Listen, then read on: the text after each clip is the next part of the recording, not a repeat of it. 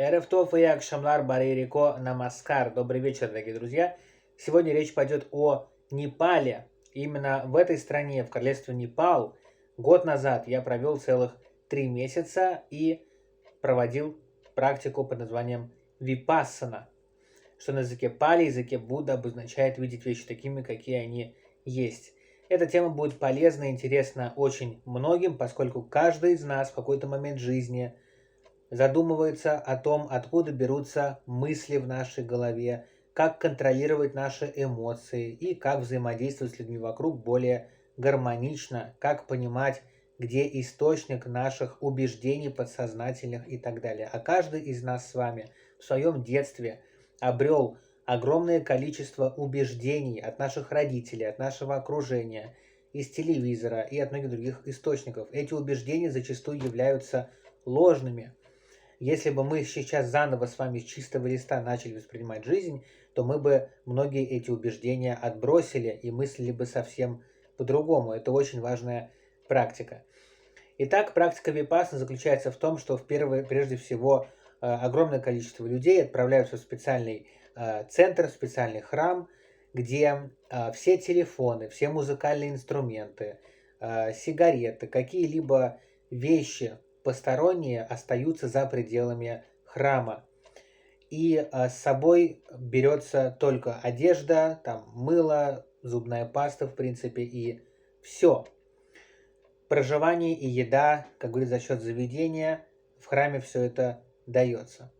Вы можете узнать, а почему же все это бесплатно, почему кормят и селят в этом храме бесплатно, а потому что и это специальная практика, это идея, которая говорит о том, что то, что мы получаем за плату, то, за что мы платим, оно ценится сильнее, и мы имеем какие-то ожидания. Когда мы в ресторане заплатили за блюдо, мы ожидаем, что блюдо будет вкусным и качественным. Когда мы заплатили за комнату в отеле, мы ожидаем, что комната будет соответствовать нашим ожиданиям. Когда мы ни за что не заплатили и нам сделали подарок, то мы наши ожидания не ставим на первый план. Более того, ожидания могут отсутствовать, и мы просто принимаем подарок как есть. Мы благодарны за любую еду и за любое пространство, где мы находимся. В этом и состоит идея. По сути, все это существует на деньги пожертвований со стороны бывших студентов. Так вот, практика випассаны заключается в том, что в 4 утра под звуки гонга все просыпаются. В 4:30 начинается первая медитация. Идет она 2 часа. В 6:30 завтрак. Далее отдых, потом снова медитация. Затем в 11 часов уже обед. Далее отдых, далее 2-часовая медитация в зале, далее еще одна медитация, потом в 5:30 вечера перекус, то есть это чай с молоком, индийский специальный чай с молоком, в разных странах разные напитки, кусочек яблока или какого-то другого фрукта, или такой воздушный рис. Старые студенты получают только воду с лимоном, затем снова медитация, затем курс лекций про наш ум, про психологию, про подсознание. И в 9 можно задать вопросы учителям, и затем отбой. Сразу скажу, что на этой практике есть определенные принципы, то есть никакой сексуальной активности вообще в течение 10 дней, никакого слова произнесенного ни одного в течение 10 дней, полное молчание. Никто из живых существ не должен пострадать. То есть, если комар, допустим, вас беспокоит, трогать его нельзя. Вообще, это буддийская в целом философия, что убивать нельзя никого. Буддийские монахи, они специально, даже когда наливают воду через специальное ситечко, чтобы вдруг случайно ни одна мошка маленькая не попала в воду, и чтобы она не пострадала. Хотя здесь важно намерение. Если вы абсолютно непреднамеренно даже причинили вред какому-то насекомому, тогда, конечно, оно по-другому воспринимается, но такую возможность лучше все-таки исключить все равно. Никакие практики другие духовные, физические не делаются во время курса, это еще одно правило, но и никакие средства, вещества тоже не принимаются. Это основные правила, то есть полное молчание, никаких прикосновений, даже взглядом обмениваться тоже не следует, но при этом там всегда были помощники, и там были учителя, с которыми можно было пообщаться в рамках отведенного времени, задать им какой-то вопрос. Медитация заключается в том, что вы находитесь полностью наедине со своим умом. То есть только вы и ваш ум. Понимаете, нет никаких других связей с внешним миром. Нет никакой музыки, никаких телефонов, только вы и ваша голова. Теперь задумайтесь, вот к данному моменту, сколько всего вы успели накопить в своей голове за эту жизнь. Это могут быть ваши страхи, это могут быть ваши боли, это могут быть ваши радости, это могут быть ваши сильные впечатления, это могут быть ваши сильные разочарования, это могут быть унижения в школе, это может быть сильные повышения в карьере, это могут быть свадьбы и разводы и так далее. Представьте, сколько у каждого всего этого уже накопилось. И задача в том, чтобы ощущать свое тело, например, ощущать вот то, в чем вы сейчас одеты. Мы привыкли к этим ощущениям, но на самом деле каждую секунду тело что-то ощущает. Либо холод, либо жар, либо щекотно, либо как-то еще. Можно ощутить, вот на мне надета сейчас кофта, я об этом не думаю, но если сосредоточиться, то можно почувствовать, как она на мне сейчас одета именно с точки зрения тела.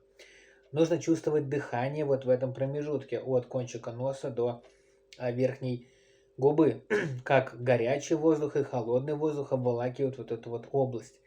Затем по всему телу вы чувствуете свои ощущения. Зачем это делается? Это делается, чтобы осознать одну простую истину. Все в этом мире временно. Этот мир полностью материальный. В нем есть и духовная составляющая, о ней пойдет речь позже. Но все материальное в этом мире абсолютно временно. Человек страдает, потому что привязывается к материальному миру. Привязывается с точки зрения получения удовольствия, получения впечатлений, привязывается к близким людям, привязывается к каким-то приятным ощущениям, привязывается и к неприятным ощущениям. Да? Мы привыкли делить все ощущения на хорошие и плохие, приятные и неприятные, привлекательные и отвратные. Это ловушка. Это нас обуславливает в этом мире и мешает нам заглянуть за пределы, за занавес, да, этого материальной оболочки этого мира. Там, где находится наш дух, наша душа. Так вот, человек страдает потому, что привязывается к материальному миру. А материальный мир это временно. Поэтому, когда временное исчезает, человек начинает страдать. Да? Ни один цветок не цветет вечно. Ничто не существует постоянно. И человек, если привязан к временному, то, конечно, он будет страдать, потому что временное когда-то трансформируется во что-то другое. Закон физики.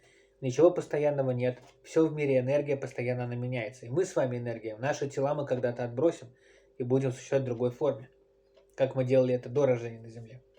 Так вот, мы работаем с телом для того, чтобы почувствовать на своем опыте, не только умом, этого мало. Мы должны телом почувствовать, что все ощущения в нашем теле, они временны. Нам бывает жарко какое-то время, нам бывает холодно какое-то время, нам бывает больно какое-то время. Через боль очень легко научиться, потому что сидеть в позе лотоса 2 часа, начинают затекать ноги, затекать начинает шея, позвоночник, все что угодно. Колени очень болят. Так вот, наша реакция привычная – это погладить, там, не знаю, почесать, поменять позу, чтобы оно не болело.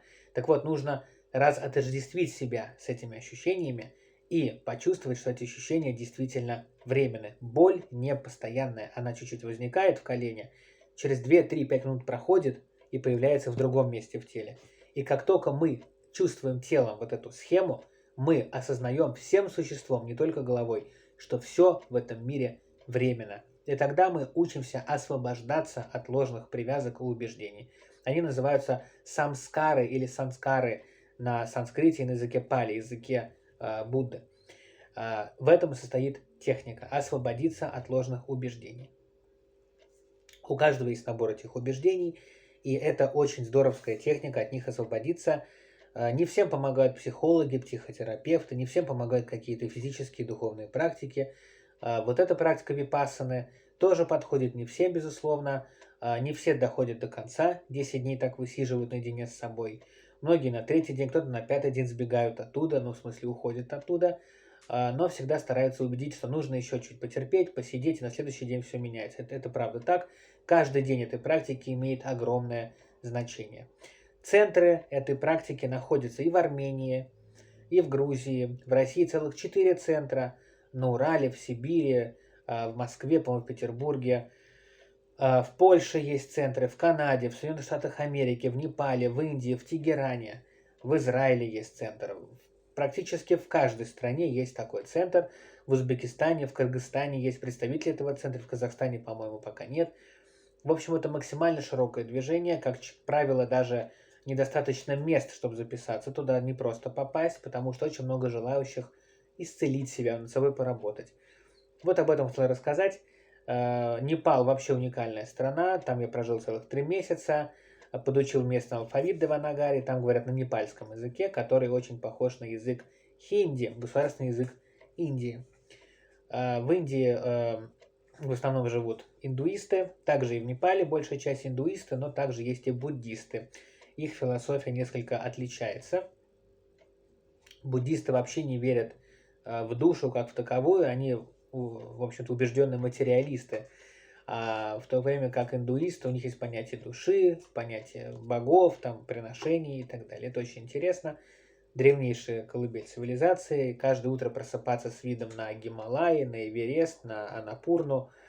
Это, конечно, дорогого стоит. Поэтому, если у вас есть возможность, очень рекомендую съездить в Непал хоть раз в жизни, потому что это действительно божественная страна, которая находится физически над всеми странами другими и в духовном смысле тоже. Это страна, которая исцеляет одним своим воздухом, и таких добрых людей, как там, я еще не встречал нигде. Большое спасибо за внимание и всего самого доброго. В описании к этому видео я прикреплю ссылку подробную на описание своего опыта випассаны. Возможно, вам будет интересно. Всем большое спасибо и будьте любимы и любите.